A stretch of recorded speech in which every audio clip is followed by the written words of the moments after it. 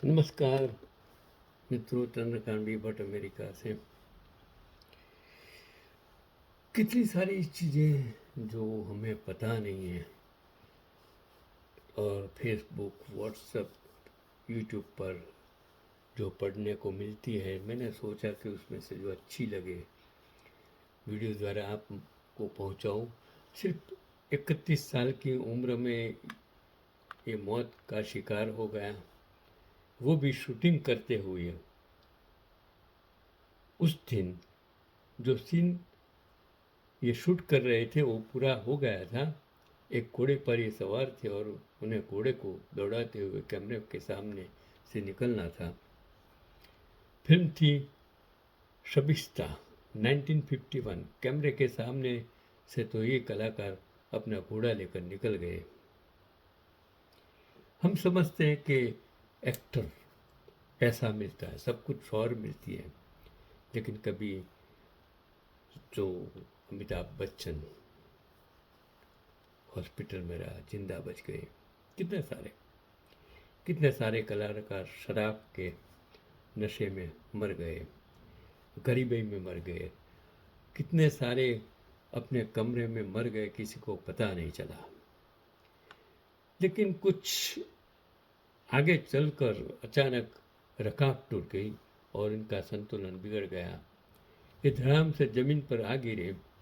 इसका गिरने में इसके सिर में गहरी चोट लग गई। यूनिट मेंबर्स ने फौरन इसे अस्पताल पहुंचाया, लेकिन कोई फायदा नहीं हुआ। इनकी जान चली गई। मात्र 31 साल की उम्र में एक बेहतरीन कलाकार असमय मृत्यु का शिकार हो गया। संजीव कुमार, वो भी छोटी उम्र में चला गया था।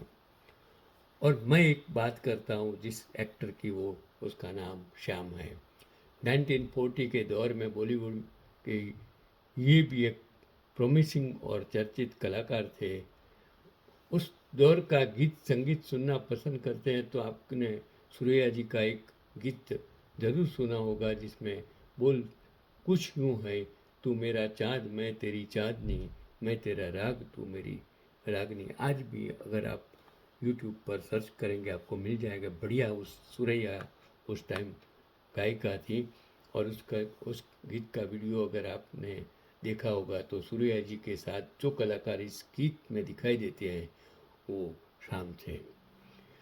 शाम गायकी भी कर लेते थे।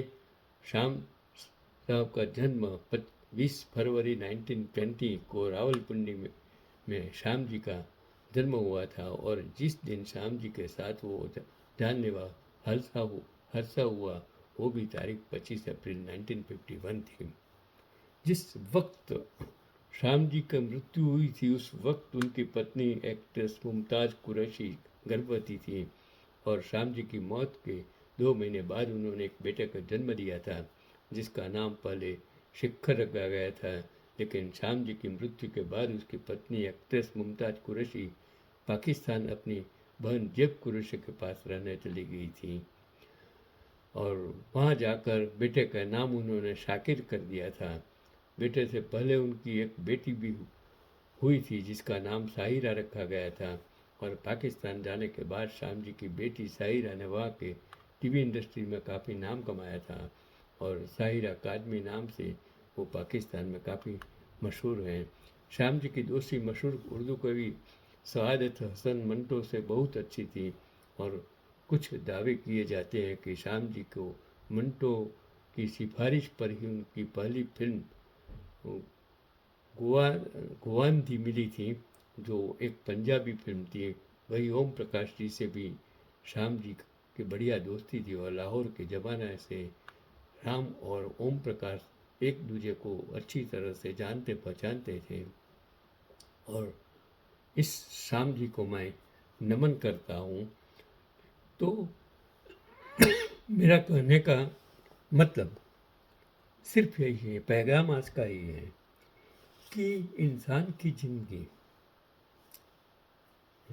जिंदगी में मौत और जन्म और लगना आपके हाथ में नहीं है। आप लगना तो कर लेते हैं, लेकिन लगना आपकी इच्छा से हो, वो हर वक्त जन्म आप कहाँ लेते हो, कौन माँ बाप के पेट से लेते हो, किस देश में लेते हो, किस धर्म किस जाति में, वो आपके हाथ में नहीं है। हाँ, फिर जिंदगी आपके हाथ में है, लेकिन मौत आपके हाथ में नहीं है। मौत कब भी कहाँ भी कोई भी वक्त हो सकता है। कितने सारे राजनेता ट्रेन में चले जाते। भारत गुजरात के लोग चीफ मिनिस्टर राजीव गांधी, इंदिरा गांधी गोलियों से चरण हो गई, राजीव गांधी की मृत्यु किस तरह हुई। तो ये देखिए अभी वो महाराष्ट्र के डेप्यूटी चीफ मिनिस्टर किस तरह, ये आपके हाथ में नहीं है। आपका ही दोस्त कभी आपका ही दोस्त कभी आपका दुश्मन बन जाता है। जो आपके साथ चलते हैं कभी दोस्त भी होते हैं, कभी दुश्मन भी हो जाते। आज जो मिलते हैं कल शायद आपसे चले, आज जो आपको अच्छा कहता है कल शायद आपको गाली देगा। इसलिए पैगाम यही है, जिस वक्त जिस परिस्थिति में जो भी है जो भी मिला है संतुष्टि से जिए, किसी को गाली मत दे, किसी का गद्दारी मत कीजिए, कभी भ्रष्टाचार मत कीजिए। आपकी ज़िंदगी कुशल खून रहे, यही आज का पैगाम।